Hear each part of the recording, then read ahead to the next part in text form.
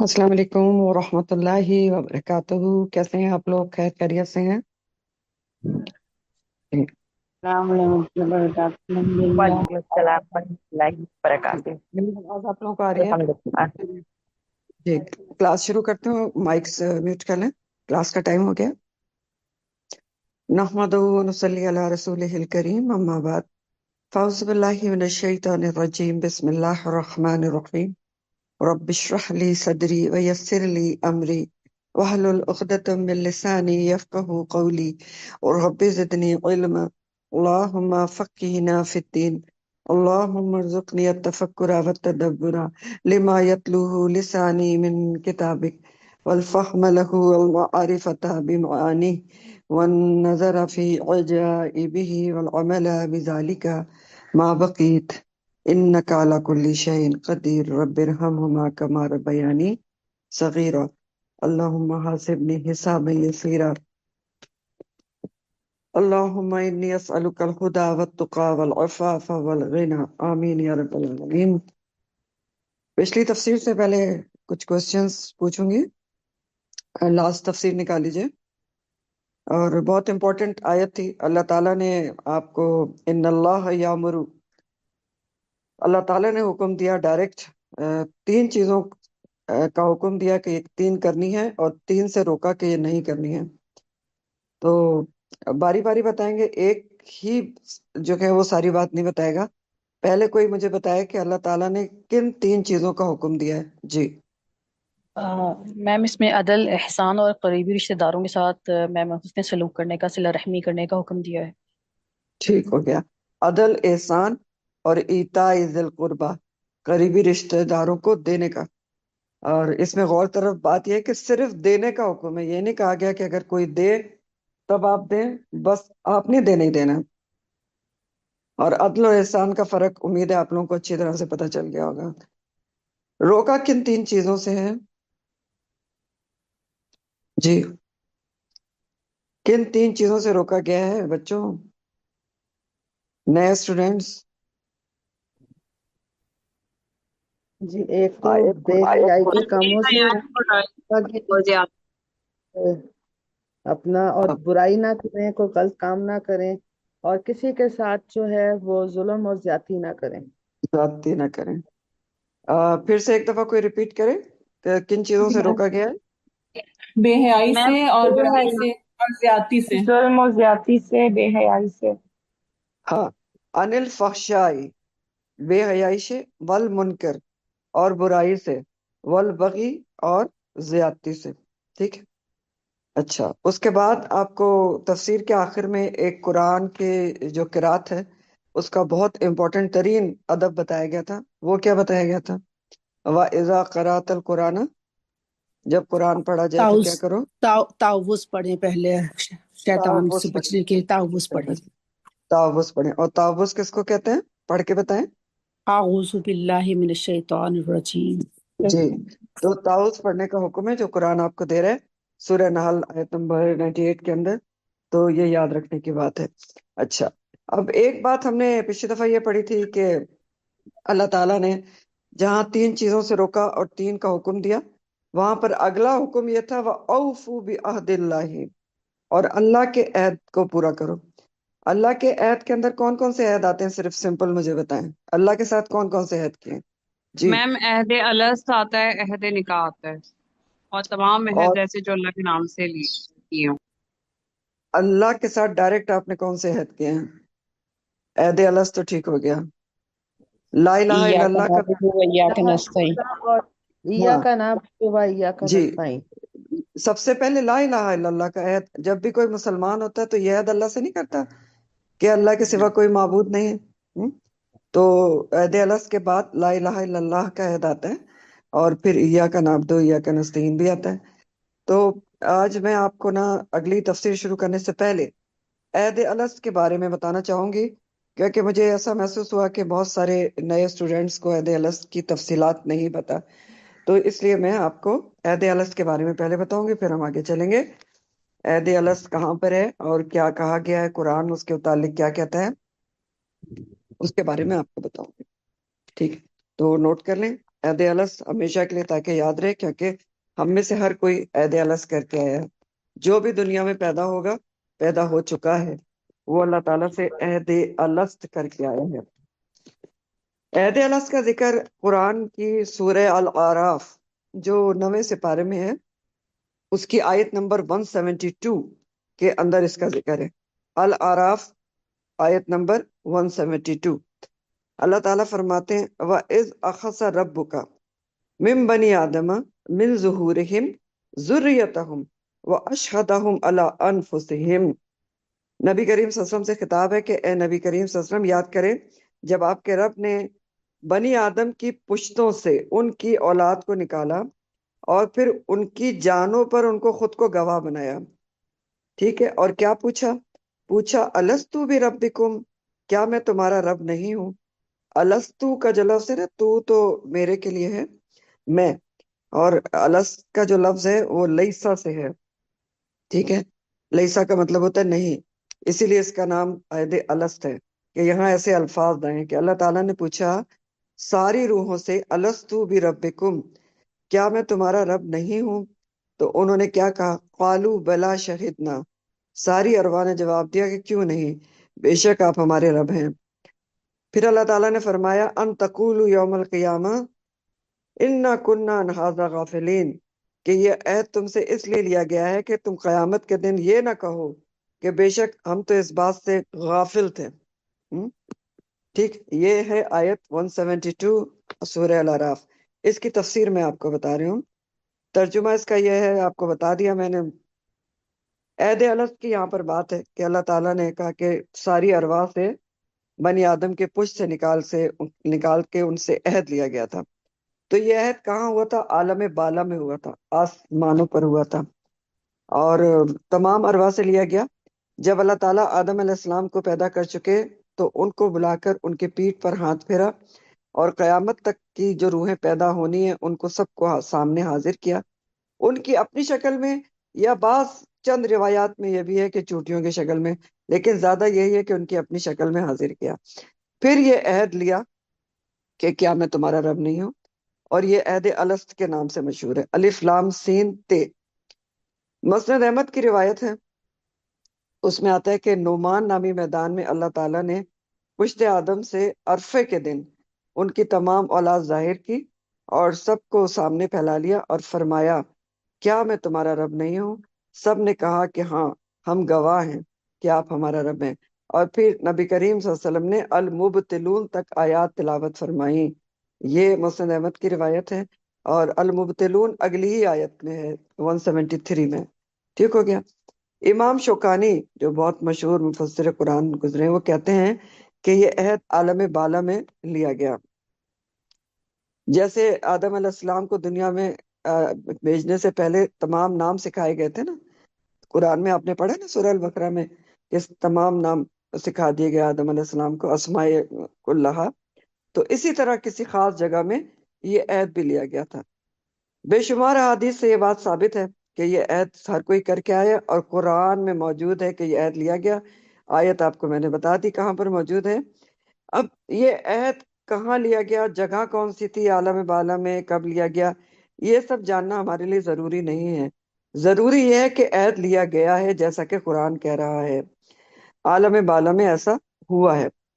اس سے پتہ چلتا ہے کہ انسان کی فطرت میں اللہ تعالیٰ کی الوہیت کہ اللہ ایک ہے، اس کی وحدانیت اور ربوبیت کہ وہ ہمارا سب کا رب ہے، یہ سب چیزیں موجود ہیں، ٹھیک، کیونکہ ہم عہد کر کے آئے ہیں، اور اس بات کی تصدیق نبی کریم صلی اللہ علیہ وسلم کی حدیث بھی کرتی ہے کہ عہد الست لیا ہوا ہے۔ آپ صلی اللہ علیہ وسلم نے فرمایا، یہ حدیث ہے صحیح بخاری کی، کہ ہر پیدا ہونے والا بچہ دین فطرت پر پیدا ہوتا ہے۔ دین فطرت کون سا ہے؟ کہ اللہ ایک ہے۔ تو کیوں دین فطرت پر پیدا ہوتا ہے؟ کیونکہ عہد الست کیا ہوا ہے، لیکن اس کے ماں باپ اسے یہودی یا نصرانی یا مجوسی بنا دیتے ہیں۔ اس کی مثال ایسی ہے جیسے جانور کا بچہ صحیح سالم پیدا ہوتا ہے۔ کیا تم نے کبھی ناک کان کٹا ہوا کوئی جانور کا بچہ دیکھا ہے؟ یعنی بعد میں لوگ اس کے ناک کان کاٹ دیتے ہیں۔ اور اس کے بعد آپ صلی اللہ علیہ وسلم نے اس آیت کی تلاوت کی، فطرت اللہ التی فطر الناس علیہا لا تبدیل لخلق اللہ ذالک الدین القیم۔ یہ سورہ روم کی آیت ہے، ترجمہ ہے کہ اللہ کی اس فطرت کی اتباع کرو جس پر اس نے انسان کو پیدا کیا ہے، اور اللہ کی بنائی ہوئی فطرت میں کوئی تبدیلی ممکن نہیں، یہی سیدھا دین ہے۔ حدیث قدسی میں آتا ہے، صحیح مسلم کی حدیث ہے، اللہ تعالیٰ فرماتے ہیں میں نے اپنے بندوں کو موحد اور مخلص پیدا کیا، پھر شیطان نے آ کر انہیں ان کے سچے دین سے بہکا کر میری حلال کردہ چیزیں ان پر حرام کر دیں۔ تو ہر انسان کو دین فطرت پہ پیدا کیا گیا ہے، یہ قرآن دوبارہ بھی کہہ رہا ہے، سورہ روم میں کہہ رہا ہے، اور جو آیت میں نے آپ کو ابھی سنائی سورہ روم کی وہ آیت ہے، اور اس میں اللہ تعالیٰ نے ایسا فرمایا کہ وَأَقِمْ وَجْهَكَ لِلدِّينِ حَنِيفًا فِطْرَةَ اللَّهِ الَّتِي فَطَرَ النَّاسَ عَلَيْهَا لَا تَبْدِيلَ لِخَلْقِ اللَّهِ، آپ یکسو ہو کر اپنا رخ دین کے لیے سیدھا رکھیں، اللہ کی فطرت اختیار کریں جس پر اس نے لوگوں کو پیدا کیا ہے، اور اللہ کی تخلیق میں تبدیلی جائز نہیں۔ تو اللہ نے کس تخلیق پر، کس فطرت پر لوگوں کو پیدا کیا ہے؟ توحید کا، توحید کی سب لوگ گواہ بن کر آئے ہیں، تو انسان کی فطرت میں توحید موجود ہے، اس لیے اس کی گواہی آپ کی فطرت بھی دیتی ہے، انسان کی فطرت دیتی ہے۔ اس طرح کے دیکھیں، چاہے کوئی بڑے سے بڑا نافرمان ہو، بڑے سے بڑا کافر و فاجر ہو، جب وہ سخت مصیبت میں پھنستا ہے تو صرف رب کو پکارتا ہے، اللہ کو پکارتا ہے، پھر اس کو پیدا کرنے والا یاد آتا ہے، پھر جو اللہ اس کا رب ہے وہ یاد آتا ہے۔ اور مشرکوں کی مثال موجود ہے کہ جب ان کا جہاز سمندر میں پھنستا تھا بھور میں، تو پہلے وہ اپنے لات و عزا کو پکارتے تھے، لیکن جب بالکل ناممکن نظر آتا تھا بچنا تو کہتے تھے اللہ کو پکارو۔ اچھا، اب بات یہ ہے، سوال یہ پیدا ہوتا ہے کہ یہ عہد ہمیں یاد کیوں نہیں ہے؟ اس طرح سے یاد نہیں نا جیسے پچھلی دفعہ کوسچن بھی ہوا تھا، تو اس کی وجوہات اب آپ نوٹ کریں۔ نمبر 1، انسان کی طبیعت میں نسیان ہے، بھولنے کا مادہ ہے نا، تو بہت سی باتیں ہمیں یاد نہیں رہتی۔ اب آپ مجھے بتائیں کہ آپ کو یاد ہے کہ آپ نے اپنی پیدا ہونے کے بعد پہلا لفظ کیا بولا تھا؟ تو بہت ساری باتیں ہمارے ہوش آواز میں ہوتی ہیں پھر بھی ہمیں یاد نہیں رہتی۔ مثلا اگر میں ابھی آپ سے پوچھوں کہ پچھلے سال آپ اس وقت کہاں تھے، کیا کر رہے تھے، آپ کو یاد ہوگا؟ اگر میں صرف 2 ہفتے پہلے بھی پوچھوں کہ آپ نے آج کے دن اس وقت کیا کپڑے پہنے ہوئے تھے، کیا آپ کو یاد ہوگا؟ نہیں یاد ہوگا۔ تو بہت سی باتیں اس دنیا کی ہمیں یاد نہیں ہیں، تو عالم بالا کی بات کیسے یاد ہو سکتی ہے؟ لیکن عہد تو لیا گیا ہے۔ نمبر 2، عہد الست ہمارے شعور میں نہیں ہے لیکن تحت شعور میں ہے، ٹھیک؟ شعور میں نہیں ہے یعنی شعوری طور پر ہمیں نہیں یاد، لیکن تحت شعور کیا ہوتا ہے؟ بیک آف مائنڈ میں اندر خانے موجود ہیں۔ اس لیے انسان عام زندگی میں چاہے اللہ سے کتنا بھی دور ہو، مشکل و مصیبت میں، جیسے میں نے آپ کو بتایا، صرف وحدہ لا شریک کو پکارتا ہے۔ اس وقت اس کو یاد آ جاتا ہے کہ میرا رب جو ہے وہ اللہ تعالیٰ ہے، اور مشکل سے نکالنے والی ذات صرف اسی کی ہے۔ نمبر 3 یہ ہے کہ اللہ تعالیٰ نے صرف عہد الست لے کر ہمیں نہیں چھوڑ دیا، بلکہ کتابیں اور رسول بھیج کر اس عہد کا ریمائنڈر بھی دیا ہے، یاد دہانی بھی کرائی ہے۔ اس کے علاوہ کائنات میں اتنی ساری چیزیں، اسباب موجود ہیں، نشانیاں موجود ہیں جو اس عہد کی ہمیں ریمائنڈر دیتے ہیں کہ اللہ ایک ہے۔ تو بات یہ ہے کہ عہد الست کے ذریعے ہر ایک کے دل میں توحید الہی کا بیج موجود ہے۔ جب اللہ تعالیٰ کی باران رحمت ہوتی ہے یعنی وحی الہی کی بارش ہوتی ہے، جب انسان قرآن سے جڑتا ہے تو اس بیج سے پودا پھوٹ پڑتا ہے، اور یہ پھر اپنی انسان کی محنت، سچی لگن ہوتی ہے کہ وہ اس کو کتنا تناور درخت بنا سکتا ہے۔ چوتھی بات یہ ہے کہ اگر یہ عہد آپ کے شعور میں ہوتا تو آزمائش ہی ختم ہو جاتی۔ اگر شعوری طور پر آپ کو اور مجھے یاد ہوتا کہ میں یہ عہد کر کے آئی ہوں کہ اللہ میرا رب ہے، تب تو ہم کوئی غلط کام کر ہی نہیں سکتے، کر سکتے تھے؟ جب شعوری طور پر ایک بات آپ کو یاد ہے کہ یہ اللہ میرا رب ہے اور اس نے مجھ سے ایک ایک بات کا حساب لینا ہے، تو آپ تو کوئی غلط کام ہی نہیں کرتے۔ تو اس لیے اس کو شعور میں نہیں رکھا گیا ہے، کیونکہ یہ بات آزمائش کے، مشیت الہی کے خلاف ہے، دنیا دارالامتحان ہے۔ تو اس لیے اس عہد کو شعور کے بجائے تحت الشعور میں رکھا گیا، بیک آف مائنڈ میں موجود ہے۔ پھر اللہ تعالیٰ اسی آیت میں سورہ الاعراف کی 2 باتیں بتا رہے ہیں کہ اللہ تعالیٰ نے یہ عہد آپ سے کیوں لیا۔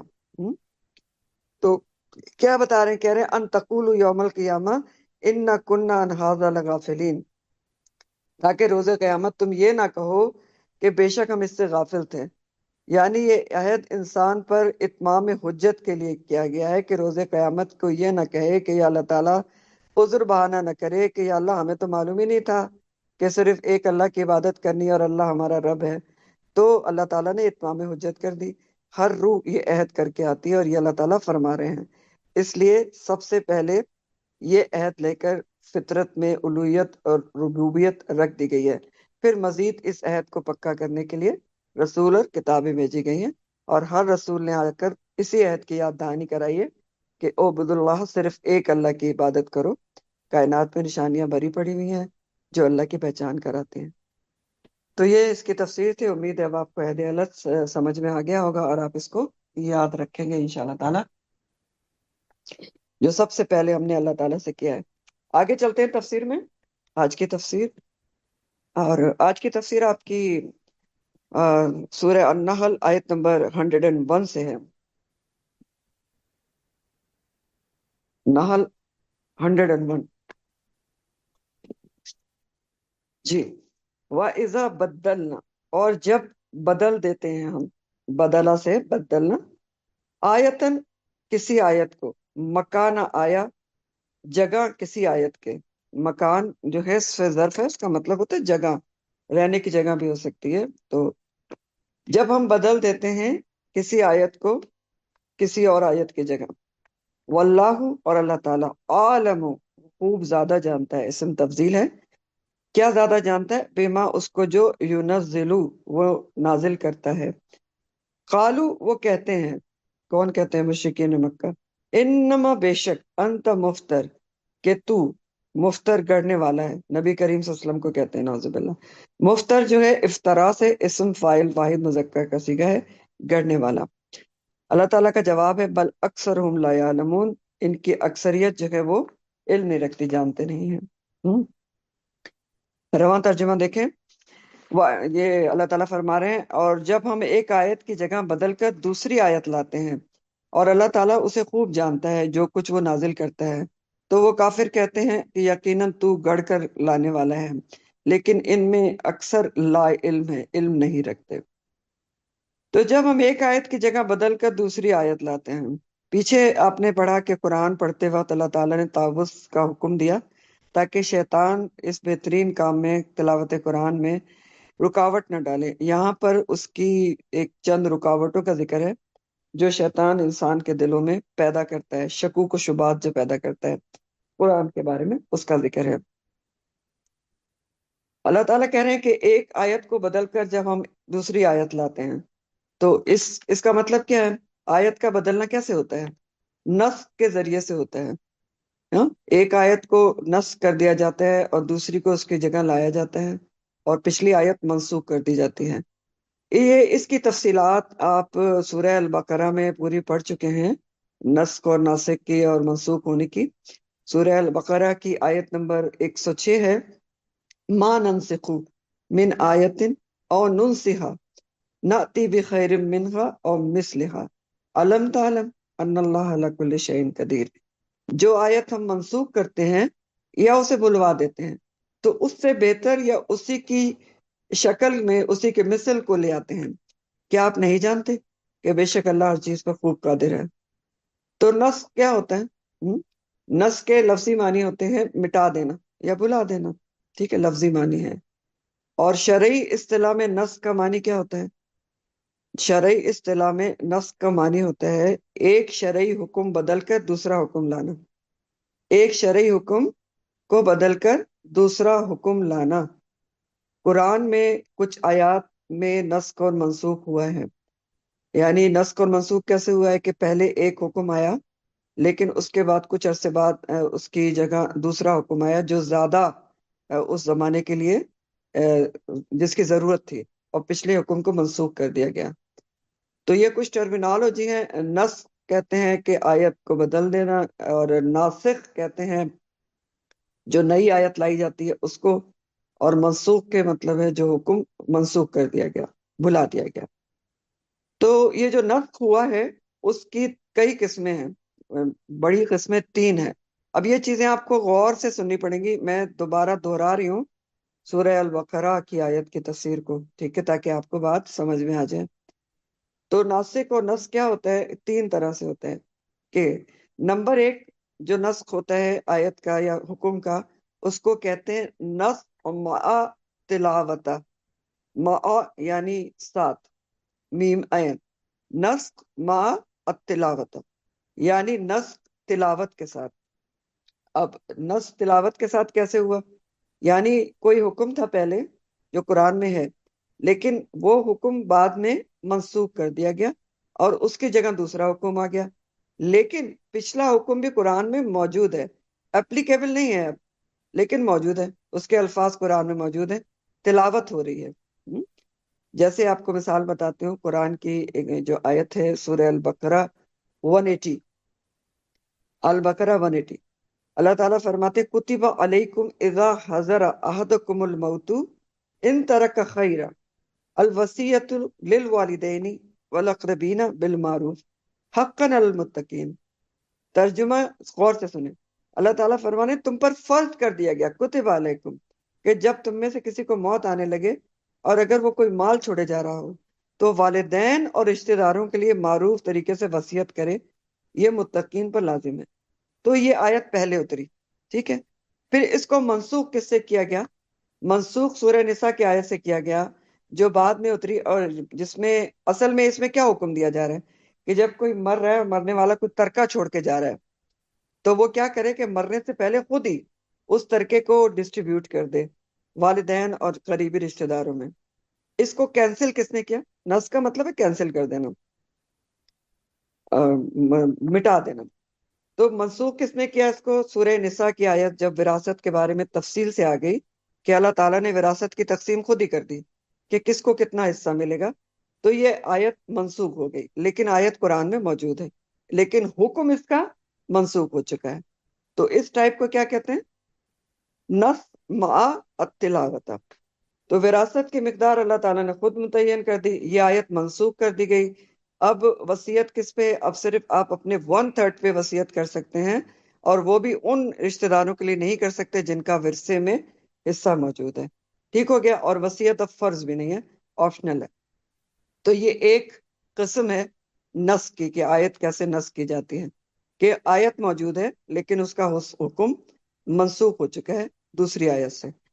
دوسری ٹائپ کیا ہوتی ہے نسخ کی؟ کہ حکم موجود ہے مگر تلاوت منسوخ کر دی گئی، حکم ابھی بھی ہے، اس حکم پر آپ نے عمل کرنا ہے، لیکن قرآن میں نہیں ہے، تلاوت منسوخ کر دی گئی۔ یعنی نبی کریم صلی اللہ علیہ وآلہ وسلم نے اللہ کے اذن سے اس کو قرآن میں نہیں رکھا، نکال دیا، لیکن آیت کا حکم آج بھی موجود ہے اور احادیث سے ثابت ہے۔ اس کی مثال شادی شدہ مرد اور عورت کے بارے میں جو حکم ہے اس کا ہے، کہ حکم موجود ہے کہ اگر شادی شدہ عورت یا مرد زنا کرے گا تو اس کو رجم کیا جائے گا، اسٹون ٹو ڈیتھ کیا جائے گا۔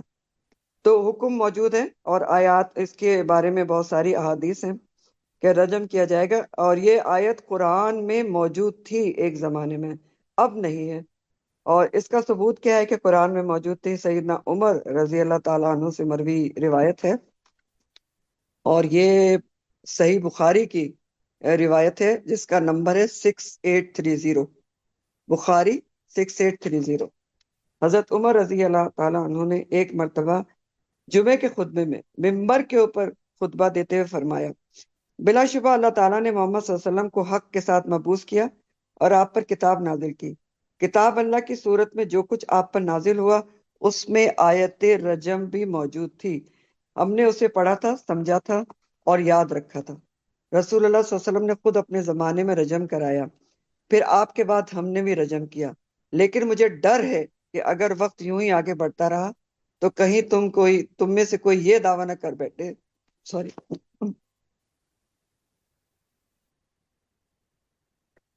تم میں سے کوئی یہ دعویٰ نہ کر بیٹھے کہ ہم رجم کی آیت کتاب اللہ میں نہیں پاتے، اور اس طرح وہ اس فریضے کو چھوڑ کر گمراہ ہو جائیں جسے اللہ تعالیٰ نے نازل کیا تھا۔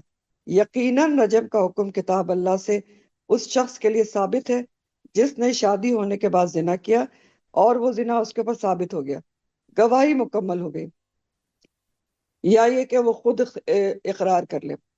اب گواہی کیا ہوتی ہے آپ کو پتہ ہے؟ زنا کی جو حد ہے رجم کرنا، اسٹون ٹو ڈیتھ، وہ کب اپلائی ہوتی ہے؟ ایسے آپ کو نالج کے لیے بتا رہی ہوں کہ کہیں دل میں خدا نہ کرے خیال آئے کہ بڑی ظالمانہ سزا ہے. بہت ہی کڑی شرط ہے اس کی. 4 چشم دید گواہ لانے ہوتے ہیں، آئی وٹنس، 4 جنہوں نے اپنی آنکھوں سے یہ فیل ہوتے ہوئے دیکھا ہو. مل سکتے ہیں، مل سکتے ہیں 4 گواہ. اور اگر کوئی 3 گواہ بھی لے آیا، صرف ایک نہیں لایا، تو اس کے اوپر الٹا حد لگتی ہے اور اس کو 80 کوڑے کھانے پڑتے ہیں، جس کو حد قذف کہا جاتا ہے. سورہ نور میں انشاءاللہ آپ پڑھیں گے. تو بہرحال یہ دوسری قسم تھی نص کی، کہ کیا ہے، حکم موجود ہے لیکن قرآن میں اس کی تلاوت نہیں ہے. تیسری قسم کیا ہے نص کی، کہ تلاوت اور حکم دونوں منسوخ ہو جائیں. حکم بھی منسوخ ہو گیا اور قرآن میں اس کی الفاظ بھی موجود نہیں ہیں. حکم منسوخ ہو گیا، تلاوت بلا دی گئی. اور بلا کیسے دی جاتی تھی؟ کوئی بھی آیت بلائی ایسے جاتی تھی کہ رمضان میں نبی کریم صلی اللہ علیہ وسلم جبرائیل علیہ السلام کے ساتھ پورے قرآن کا دورہ کرتے تھے. تو جو آیت اللہ تعالیٰ نے بلا دینی ہوتی تھی تو وہ آپ کو بلوا دی جاتی تھی، تو اس طرح وہ نکل جاتی تھی. تو تیسری قسم یہ ہے نص کی کہ تلاوت اور حکم دونوں ہی منسوخ ہو گئے. حکم منسوخ ہو گیا اور تلاوت ابھی قرآن میں موجود نہیں ہے، الفاظ موجود نہیں ہیں. اس کی مثال کیا ہے کہ آپ سورہ بقرہ میں پڑھتے ہیں کہ اللہ تعالیٰ نے کہا کہ ان اللہ لا یستحی، کہ اللہ تعالیٰ کو اس بات سے کوئی شرم نہیں آتی کہ وہ مچھر کی مثال بیان کرے یا اس کے پر کی. تو قرآن میں تو کوئی ایسی مثال موجود نہیں ہے آج کہ جس میں مچھر کی مثال کسی طریقے سے دی گئی ہو، لیکن اللہ تعالیٰ کہہ رہے ہیں کہ اللہ تعالیٰ کو اس بات سے شرم نہیں آتی. تو اس سے ہمیں کیا پتہ چلتا ہے کہ کسی وقت میں یہ آیت موجود تھی قرآن میں، لیکن پھر وہ آیت اور اس کی تلاوت دونوں منسوخ ہو گئے. ٹھیک ہو گیا؟ تو یہ کچھ ٹائپس تھی نسخ اور منسوخ کی.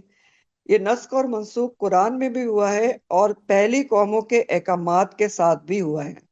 ٹھیک ہے، کوئی نئی چیز نہیں ہے. جیسے مثال کے طور پر آدم علیہ السلام کے زمانے میں انیشلی بہن بھائی کا نکاح جائز تھا کیونکہ اس وقت کی ضرورت تھی. اس کے بعد جب ایک خاصی تعداد لوگوں کی پیدا ہو گئی تو یہ حکم منسوخ کر دیا گیا اور وہ محرمات میں سے آ گئے بہن بھائی کا نکاح. ٹھیک ہے. پھر اسی طرح آپ دیکھیں بعض شریعتوں میں سجدہ تعظیمی جائز تھا. جیسے سورہ یوسف میں آپ پڑھتے ہیں کہ یوسف علیہ السلام کو ان کے بھائیوں نے سجدہ کیا. تو بعض شریعتوں میں جائز تھا لیکن امت محمدیہ میں بالکل ناجائز ہے. اللہ کے سوا کسی کو بھی سجدہ جائز نہیں ہے. تو یہ نسخ اور منسوخ پچھلی شریعتوں میں بھی ہوتا رہا ہے. قرآن کے بعض احکامات میں نسخ و منسوخ کیوں ہوا؟ اس لیے ہوا کہ قرآن کا نزول 23 سال کے عرصے میں ہوا ہے. لوگوں کے حالات و واقعات کے مطابق ہوا. ایک وقت کے لیے جو حکمت تھی وہ حکم اس وقت میں آیا، پھر کیا ہوا، حالات تبدیل ہو گئے تو اس حکم کو بدل دیا گیا، دوسرا حکم آ گیا. ٹھیک ہو گیا. دوسری وجہ کیا تھی؟ ذہن سازی اور تدریج کے لیے ایسا کیا گیا. یعنی بتدریج لوگوں کے عقل اور فہم کے مطابق ان کو حکم دیا گیا، ایک دم سے نہیں دیا گیا کہ ایک حکم دے دیا گیا بس اس پہ عمل کر لو. ذہن سازی کے لیے تدریج کے ساتھ حکم دیا گیا، آہستہ آہستہ کر کے، کہ پہلے تھوڑا کیا گیا کہ ایسا کر لو، پھر اس کو آگے بڑھایا گیا. اس کی مثال آپ دیکھیں، شراب کا حکم بہت بڑی مثال ہے کہ ایک دم سے شراب کو حرام نہیں کیا گیا تھا کیونکہ عرب میں تو عام طور پہ پی جاتی تھی. اگر ایک دم حکم آتا تو کتنے لوگ چھوڑتے؟ بہت کم چھوڑتے. تو ذہن سازی کی گئی تھی. پہلے اللہ تعالیٰ نے کہا کہ جو آپ نے سورہ البقرہ میں پڑھا تھا کہ بے شک جو شراب اور جوئے میں تھوڑے سے فائدے ہیں لیکن نقصانات زیادہ ہیں، پہلے یہ کہا گیا. پھر آگے کہا گیا کہ جو لوگ ایمان لائے ہو نشے کی حالت میں جب ہو تو نماز کے قریب بھی نہ جاؤ. اب ظاہر نماز تو سب پڑھتے تھے تو تدریج ہو گئی کہ کافی لوگوں نے چھوڑ دی. پھر فائنل حکم آگے جا کے سورہ المائدہ میں آیا جب مکمل طور پر شراب کو حرام کیا گیا کہ یہ عمل شیطان ہے، فاجتنبوہ، تو کیا تم اس سے باز آؤ گے. تو تدریج یعنی کیوں نسخ اور منسوخ کیا گیا؟ تدریج کے لیے. اور عقل و فہم کے حساب سے بھی کیا گیا کہ لوگوں کی استعداد دیکھی گئی. استعداد کے انگریزی کیا ہوتی؟ ایپٹیچیوڈ دیکھا گیا کہ ایک وقت میں جب لوگوں کی استعداد کم تھی تو اس وقت کوئی ایک حکم دیا گیا، اور جب لوگوں کی دوسرے وقت میں استعداد بڑھی، ان کی ایبیلٹی، ان کی ایپٹیچیوڈ بڑھا کہ وہ اللہ کے حکم کو لیں، تو پھر اس کی جگہ دوسرا حکم لایا گیا. تو یہی اللہ تعالیٰ یہاں فرما رہے ہیں کہ اللہ تعالیٰ جب ایک آیت کو بدل کر دوسری آیت لاتے ہیں تو واللہ اعلم بما ینزل، تو اللہ تعالیٰ خوب جانتا ہے وہ جو بھی نازل کرتا ہے. یعنی یہ نسخ اور منسوخ اللہ کی طرف سے ہوا اور اس کی حکمت کے مطابق ہوا۔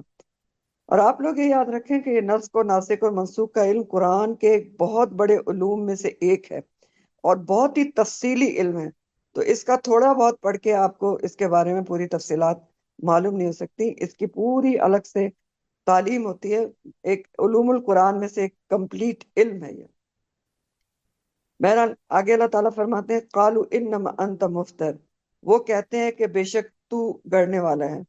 مشرکین کے بارے میں کہا جاتا ہے کہ وہ کہتے ہیں نبی کریم صلی اللہ علیہ وسلم کو کہ نعوذ باللہ قرآن آپ خود سے گڑھ کے لاتے ہیں، مفتر ہیں آپ۔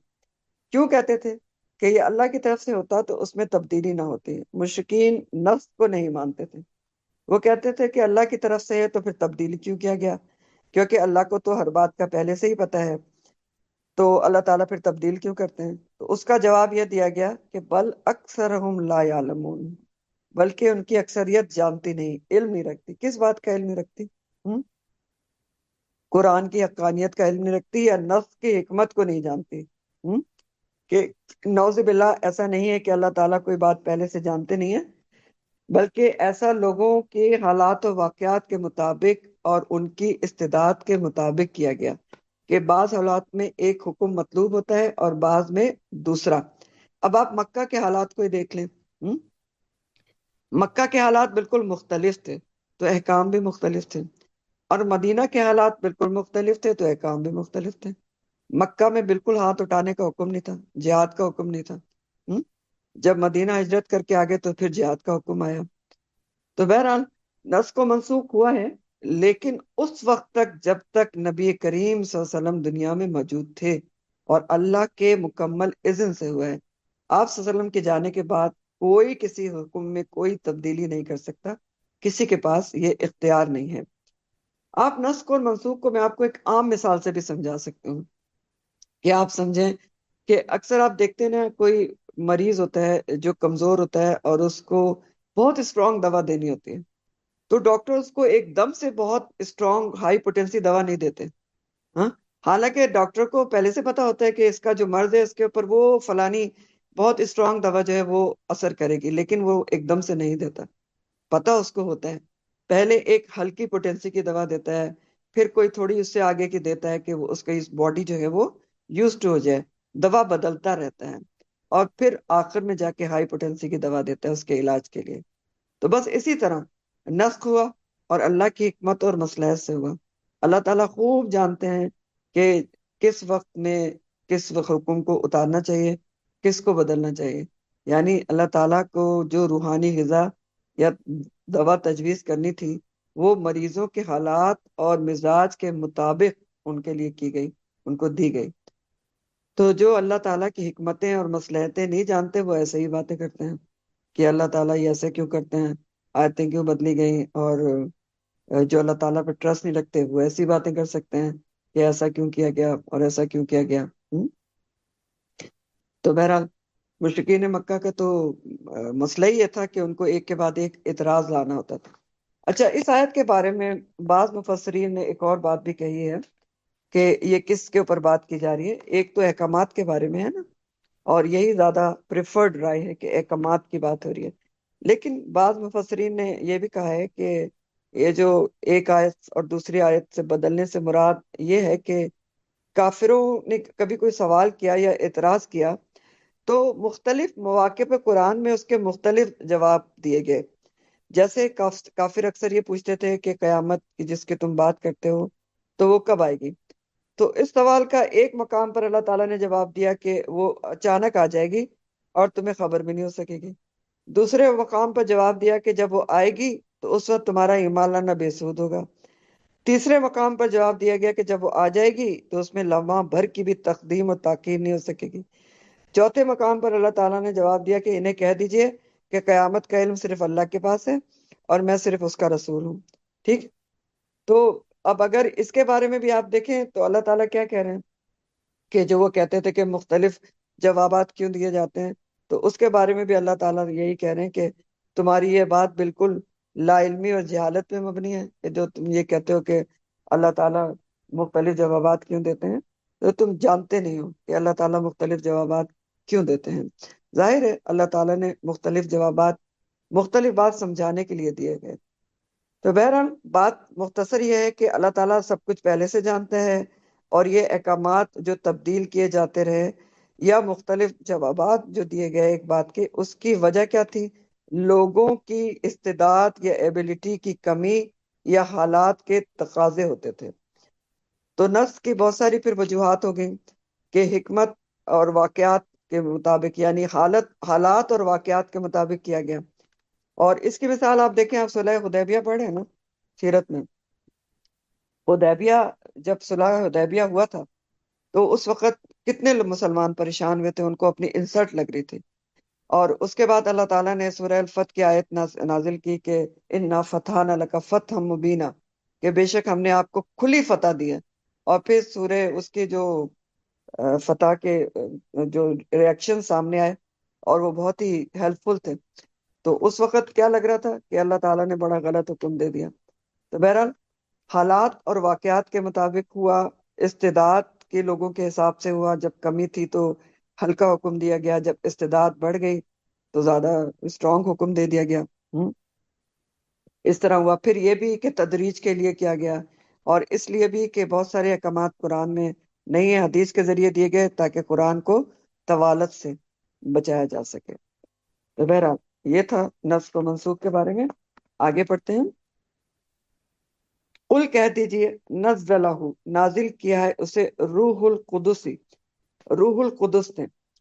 روح القدس، روح کا لفظ جو ہے آپ کو پتا ہے، میں نے پچھلی کسی تفسیر میں بتایا تھا، قرآن میں 3 معنی میں آیا ہے۔ ایک تو وہ روح جو آپ کے جسم سے نکل جائے تو انسان بے جان ہو جاتا ہے۔ دوسرا کس کے لیے آیا ہے؟ وحی الہی کے لیے بھی روح کا لفظ استعمال ہوا ہے۔ اور نمبر 3 فرشتے کے لیے استعمال ہوا ہے، خاص طور پر جبرائیل علیہ السلام کے لیے، اور میں نے آپ کو مثالیں بھی بتائی تھی۔ تو یہاں بھی جبرائیل علیہ السلام کے لیے استعمال ہو رہا ہے، اور قدس کے مطلب ہے معنی ہوتے ہیں پاکیزہ۔ تو روح القدس جبرائیل علیہ السلام کا لقب ہے، پاکیزہ روح، ٹھیک ہے۔ اور نزلہ ینزل تنزیل کے مطلب ہوتے ہیں آہستہ آہستہ تدریج اور اہتمام سے نازل کرنا۔ تو اللہ تعالیٰ فرما رہے ہیں نبی کریم صلی اللہ علیہ وسلم سے ان کو بتا دیں کہ اس کو نازل کیا ہے کس کو؟ قرآن نے، قرآن کو روح القدس، روح القدس کے ذریعے سے، من ربک، آپ کے رب کی طرف سے، بالحق، حق کے ساتھ۔ کیوں نازل کیا ہے؟ لیثبت، تاکہ وہ ثابت قدم رکھے، ثبتا سے، اس بات سے پچھلی دفعہ بھی بتایا تھا آپ کو، تاکہ وہ ثابت قدم رکھے الذین، ان لوگوں کو، آمنو، جو ایمان لائے، وہدن، اور ہدایت، وبشرا، اور خوشخبری، للمسلمین، مسلمانوں کے لیے۔ رواں ترجمہ دیکھیں۔ کہہ دیجئے اس قرآن کو روح القدس یعنی جبرائیل علیہ السلام جو کہ وہ لے کر آئے ہیں آپ کے رب کی طرف سے، حق کے ساتھ، اور حق کے ساتھ نازل کیا ہے تاکہ اللہ ایمان والوں کو ثابت قدم رکھے اور مسلمانوں کے لیے یہ ہدایت اور خوشخبری ہو۔ تو قرآن کو آپ بتا دیں کہ روح القدس جبرائیل علیہ السلام نے آپ کے رب کی طرف سے حق کے ساتھ نازل کیا ہے، یعنی ان کے ذریعے سے نازل کیا گیا ہے۔ جیسا کہ ابھی میں نے آپ کو بتایا کہ روح القدس جو ہے جبرائیل علیہ السلام کا لقب ہے، اور مشرکین کا یہ بھی ایک اعتراض تھا، اس کا یہاں پر جواب دیا جا رہا ہے کہ وہ کہتے تھے کہ یہ قرآن میں ایک آیت آتی ہے، اس کے چند دن بعد ایک اور آیت آتی ہے، تو قرآن کو ایک ساتھ ہی کیوں نہیں اتار دیا گیا جیسے تورات وغیرہ اتاری گئی تھی؟ تو یہ ایسا وہ کہتے رہتے تھے۔ جیسے سورہ الفرقان میں آتا ہے، سورہ الفرقان آیت نمبر 32 ہے، وقال الذین کفروا لولا انزل علیہ القرآن جملۃ واحدہ، تو کہاں ان لوگوں نے جنہوں نے کفر کیا، یہ قرآن ایک ہی دفعہ میں کیوں نہیں اتار دیا گیا، جملۃ واحدہ میں کیوں نہیں اتارا گیا؟ تو بتایا گیا کہ یہ تو آپ صلی اللہ علیہ وسلم نے دونوں سوالوں کا جواب، دونوں اعتراض کا جواب دیا جا رہا ہے۔ پچھلا اعتراض کہ نبی کریم صلی اللہ علیہ وسلم نے خود گڑھ لیا ہے، اس کا بھی، اور یہ بھی کہ ایک دم سے کیوں نہیں اتارا گیا، اکٹھا کیوں نہیں اتارا گیا۔ تو بتایا جا رہا ہے کہ ایک تو یہ آپ صلی اللہ علیہ وسلم نے خود نہیں گڑھا، بلکہ اس کو جبرائیل علیہ السلام جیسی پاک اور امانت دار ہستی کے ذریعے سے، جو تمام بشری کمزوریوں سے پاک ہیں، آپ صلی اللہ علیہ وسلم پر آپ کے رب کی طرف سے حق کے ساتھ اتارا گیا ہے، سچائی کے ساتھ اتارا گیا ہے، جیسا کہ سورہ الشعراء میں بھی اللہ تعالیٰ فرماتے ہیں नज़्ज़ल बिहिर रूहुल अमीन अला क़ल्बिका लितकूना मिनल मुनज़िरीन। रूहुल अमीन जिब्राईल अलैहिस्सलाम से इसे लेकर नाजिल हुआ और आपके दिल पर इसका नज़ूल हुआ ताकि आप डराने वालों में से हो जाएं। सूरह अश-शुरा आयत नंबर 193 194 है। तो बहरहाल ये कुरान अल्लाह की तरफ से उतारा गया है, हक के साथ उतारा गया है, और रूहुल कुदस लेकर आए हैं जो पाकीज़ा हैं, बशरी तमाम कमजोरियों से पाक हैं, इंसानी कमजोरियों से पाक हैं, ना खाइन हैं, ना कज़ाब हैं, ना मुफ्तरी हैं, ना अल्लाह के कलाम में कुछ कमी करते हैं, न ज़ाती की। अल्लाह के हुक्म से अल्लाह का कलाम जूं का तू लिक़ल्बिका आपके दिल पर नाजिल करते रहे। तो दूसरी बात यह है कि थोड़ा थोड़ा करके क्यों उतारा गया, जुमलतन वाहिदा में क्यों नहीं उतारा गया? उसका जवाब यह दिया गया, लियुसब्बितल लज़ीना आमनू, ताकि अल्लाह उन लोगों के दिलों को साबित रखे जो ईमान लाए हैं, उनको साबित कदम रखे जो ईमान लाने वाले हैं। यानी थोड़ा थोड़ा करके कुरान उतारने में हिकमत क्या है? इसके दो बड़े फायदे हैं। नंबर वन, ताकि लोगों के हालात के साथ साथ उनका सोल्यूशन उनको मिलता जाए, जो मुश्किलात उनको पेश आ रही हैं उनके हिसाब से सलूशन पेश किया कुरान ने, तदारुक होता रहे, अल्लाह ताला की तरफ से जवाब मिलता जाए और वो ईमान पर जमे रहें। और क्योंकि मक्का में हालात बहुत सख्त थे, तो जब भी कोई सख्ती आती थी और मुसलमानों का हौसला लगता था कि टूटने लगेगा, तो अल्लाह ताला उसके लिहाज से हौसला अफजा मोटिवेशनल आयात का नजूल फरमाते थे, जिसमें जन्नत की बिशारत और वहां की नेमतों का तस्करा होता था। तो इससे क्या होता था? ले यूसफ बिता, कि उनके दिल जो है, लजीना आमनू, उनके दिल जम जाते थे, ईमान और बढ़ जाता था। जैसे सूरह अल-अनफाल में अल्लाह ताला फरमाते हैं ना, अल-अनफाल आयत नंबर 2 है, व इज़ा तुलियत आयातुहु ज़ादतहुम ईमाना व अला रब्बिहिम यतवक्कलून।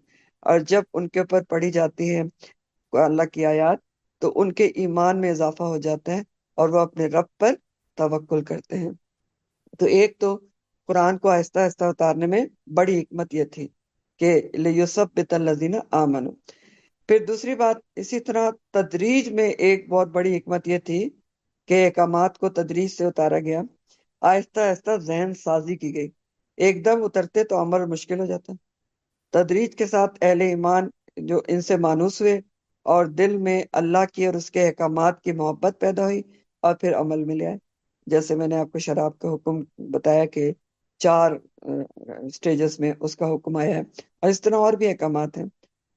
तो यहाँ अल्लाह ताला हिकमत ये बता रहे हैं आहिस्ता आहिस्ता उतारने की, कि एकदम क्यों नहीं उतारा, कि ये थोड़ा थोड़ा करके है इसलिए उतरा कि ईमान वालों के अंदर इस्तक़लाल पैदा हो, वो जम जाए, अमल कर लें आसानी के साथ। और आगे अल्लाह ताला ने बताया, वह हुदम व बुशरा लिल मुस्लिमीन, और मुसलमानों के लिए ये क्या है? कुरान हिदायत और खुशखबरी है। यानी जो जमे रहे इस्तक़लाल के साथ अल्लाह ताला के अहकामात पर, उनके कदम डगमगाए नहीं, चाहे मुशरिकीन मक्का ने कितने भी उन पर जुल्म किए, वो हिदायत याफ्ता हो गए और उनको बुशरा क्या मिल गई? जन्नत की खुशखबरी पा गए। तो कुरान मजीद भी असल में बारिश की तरह है ना, जो मुस्लिम मोमिन के दिल पर जो शादाब जमीन की तरह होते हैं, जरखेज जमीन की तरह होते हैं, बलदुत तैयब होते हैं, उन पर बरस कर सब्जा उगाता है, कुरान की वही इलाही। और उन वो बलदुत तैयब बन के खुद भी फायदा उठाते हैं, दूसरों को भी फायदा पहुंचाते हैं। और काफिर का दिल या नाफरमान का दिल कैसा होता है?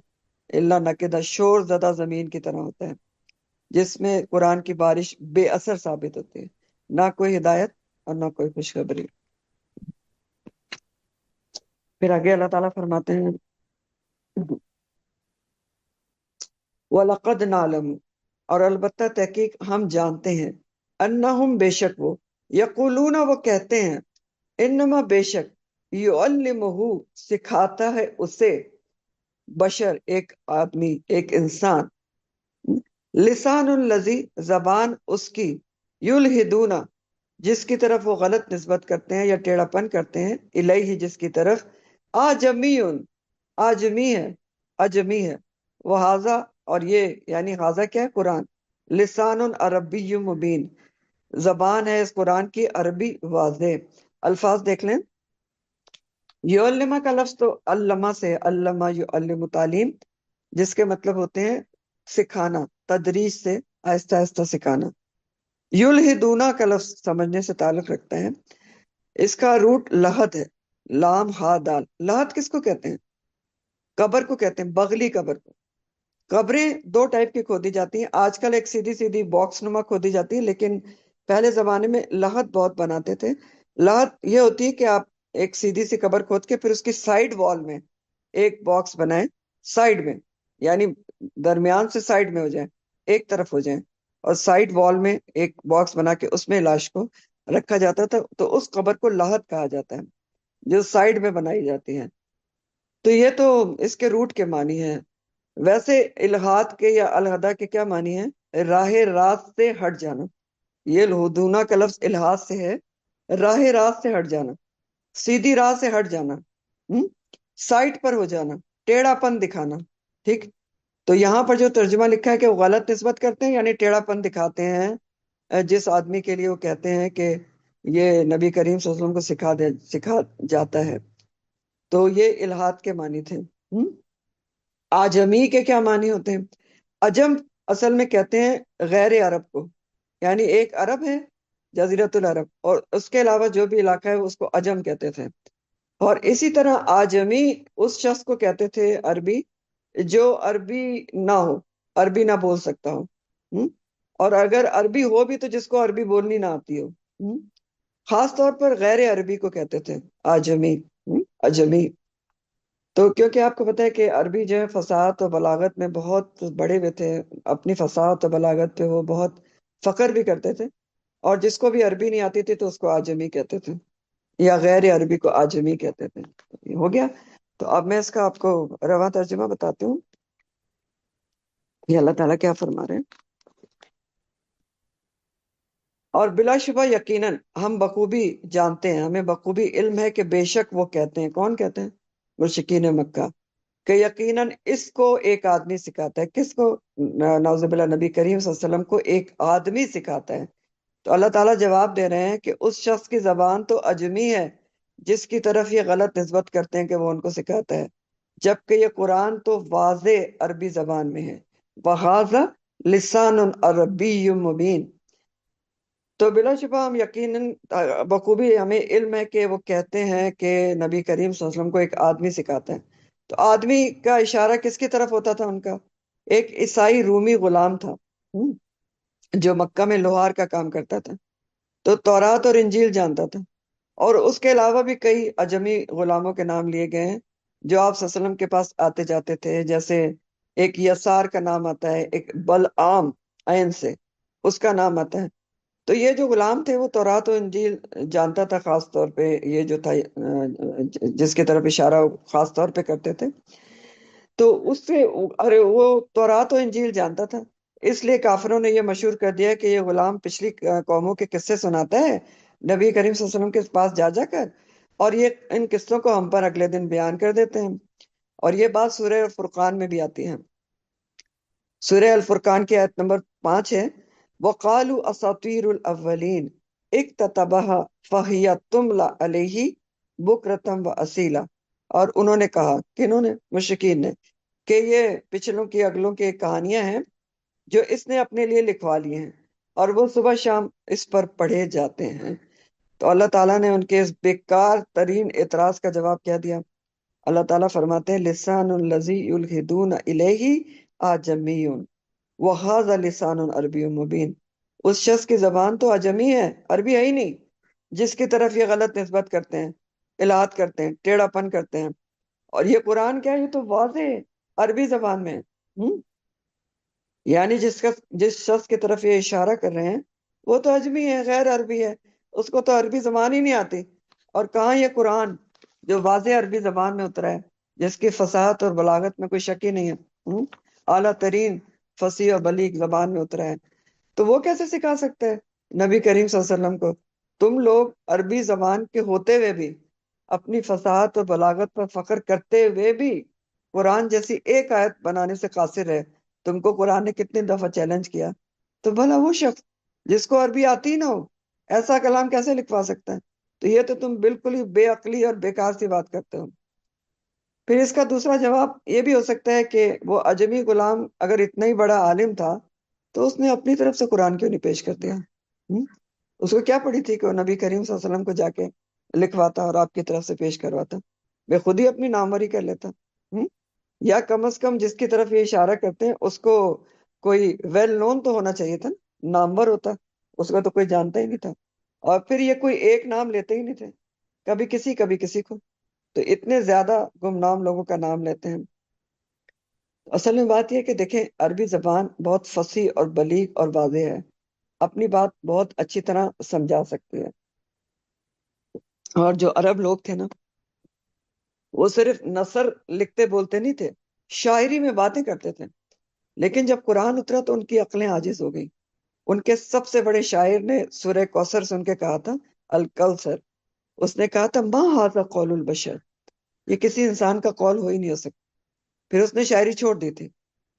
تو وہ سب سمجھتے تھے، ان کے دل جانتے تھے کہ قرآن حق ہے، بس اوپر سے ضد اور اناد میں اور قبائلی عصیبت یہ سب تھی، تو ایسے اعتراضات کرتے تھے جو بالکل ہی ان کی سخت ترین بے عقلی پر مبنی تھے۔ تو بات یہ ہے کہ ان کو یہ کہنے کا موقع یوں ملا کہ اس کو کوئی سکھاتا ہے، کیونکہ آپ صلی اللہ علیہ وسلم امی تھے، لکھنا پڑھنا جانتے نہیں تھے، اور کہاں اتنا فصیح و بلیغ کلام اچانک آپ کی زبان پہ جاری ہو جانا۔ تو اس لیے انہوں نے کہا کہ آپ کو کوئی سکھاتا ہے، تو سکھاتا تو آپ کو کوئی تھا، لیکن وہ کون تھا؟ بشر نہیں تھا۔ کس نے سکھایا تھا آپ کو؟ رب کریم نے، جیسے کہ قرآن میں فرمایا گیا، اور رحمان علم القرآن، رحمان نے قرآن سکھایا ہے۔ تو بہرحال آگے اللہ تعالیٰ فرماتے ہیں کہ ان الذین لا یؤمنون بآیات اللہ، بے شک وہ لوگ جو نہیں ایمان لاتے ساتھ اللہ کی آیات کے، لا یہدیہم اللہ، نہیں ہدایت دیتا ان کو اللہ تعالیٰ، وَلَهُمْ عَذَابٌ علیم، اور ان کے لیے دردناک عذاب ہے۔ بلا شبہ جو لوگ اللہ کی آیات پر ایمان نہیں لاتے، اللہ انہیں ہدایت نہیں دیتا، اور ان کے لیے دردناک عذاب بھی ہے۔ یعنی جن لوگوں نے تہیہ کر لیا ہے کہ وہ کسی قیمت پر حق کو تسلیم نہیں کریں گے، ایمان نہیں لائیں گے، ایک کے بعد ایک بہانہ لائیں گے، ایکسکیوز لائیں گے، آبجیکشن لائیں گے، تو اللہ تعالیٰ کو کیا ضرورت پڑی ہے کہ وہ زبردستی ان کو ہدایت پر لائے؟ ان کی موت اسی حالت کفر میں ہوگی، اور پھر ان کے لیے کیا ہوگا آگے؟ ان کے کرتوتوں کی وجہ سے عذاب علیم، دردناک عذاب ان کو ملے گا۔ ایک ون لائنر سبق اس آیت کا کیا ہے کہ اس سے پتہ چلتا ہے کہ ہدایت کے لیے ایمان کی موجودگی ضروری ہے۔ ان الذین لا یؤمنون بآیات اللہ، ٹھیک، ہدایت کے لیے اللہ کی آیات پر ایمان لانا ضروری ہے، اور ایمان اور ہدایت نہ ہو تو پھر انسان کا مقدر دردناک عذاب ہے۔ ایمان ضروری ہے، ایمان کے ساتھ ہدایت کے راستے پر چلنا، اس کو ڈھونڈنا ضروری ہے، اور اگر نہ ایمان ہو نہ ہدایت ہو تو پھر کیا ہے؟ پھر وَلَهُمْ عَذَابٌ علیم ہے۔ پھر آگے فرمایا کہ انما یفتری الکذب الذین لا یؤمنون بآیات اللہ، انما بے شک، یفتری گڑ لیتا ہے، الکذب جھوٹ کو، الذین وہ لوگ جو لا یؤمنون بآیات اللہ، جو اللہ کی آیات پر ایمان نہیں لاتے، وَأُولَئِکَ هُمُ الْکاذبُونَ، اور یہی لوگ وہی جھوٹے ہیں۔ ہم کا جو لفظ ہے نا، یہ کلمہ حصر کہلاتا ہے، اور یہ بھی تاکید کے لیے ہوتا ہے۔ تو اس کا رواں ترجمہ اس طرح ہوگا کہ جھوٹ تو صرف وہ لوگ گھڑتے ہیں جو اللہ کی آیات پر ایمان نہیں لاتے، اور وہی لوگ ہم الکاذبون، لازمی طور پر پکے جھوٹے ہیں۔ یعنی کفار مکہ پیغمبر صلی اللہ علیہ وسلم پر افتراء کا الزام لگاتے ہیں، جبکہ یہ اچھی طرح جانتے ہیں کہ نبی کریم صلی اللہ علیہ وسلم نے زندگی بھر کبھی جھوٹ نہیں بولا، کوئی جھوٹی بات کسی کے ذمے نہیں لگائی، خود ہی تو کہتے تھے صادق اور امین۔ تو کیا وہ اللہ پر اتنا بڑا جھوٹ باندھ دیں گے اور یوں ہی کہہ دیں گے کہ یہ کتاب اللہ نے مجھ پر اتاری ہے؟ تو جھوٹے تو یہ خود ہیں کہ اللہ کی آیات اور قرآن کے منکر ہیں، پکے جھوٹے ہیں۔ اولئک هم الکاذبون، کہ سب کچھ جانتے بوجھے نبی کریم صلی اللہ علیہ وسلم کے متعلق ایسی باتیں کرتے ہیں اور اللہ کے کلام کو دوسروں سے منسوب کرتے ہیں۔ تو یہاں بھی بہت ہی امپورٹنٹ ایک سبق ہمارے لیے بنتا ہے کہ اللہ تعالیٰ کہہ رہے ہیں کہ جو اللہ کی آیات پر ایمان نہیں رکھتے تو وہ جھوٹے ہیں۔ اولئک هم الکاذبون، وہی جھوٹ کرتے ہیں اور وہی جھوٹے ہیں۔ تو بہت غور طلب بات ہے کہ اللہ کی آیات پر جو ایمان لانے والا ہوتا ہے وہ جھوٹا نہیں ہو سکتا، جو اللہ تعالیٰ کی آیات پر ایمان نہیں لاتا ہاں وہ ہم الکاذبون، جھوٹا ہو سکتا ہے۔ کیوں؟ کیونکہ جو ایمان والا ہے اس کو پتا ہے کہ جھوٹ کیا ہے، گناہ کبیرہ ہے، گناہ کبیرہ۔ اور جو ایمان والا ہے اس کو یہ بھی پتا ہے کہ جھوٹ بولنا کس کی صفت ہے؟ منافقین کی صفت ہے۔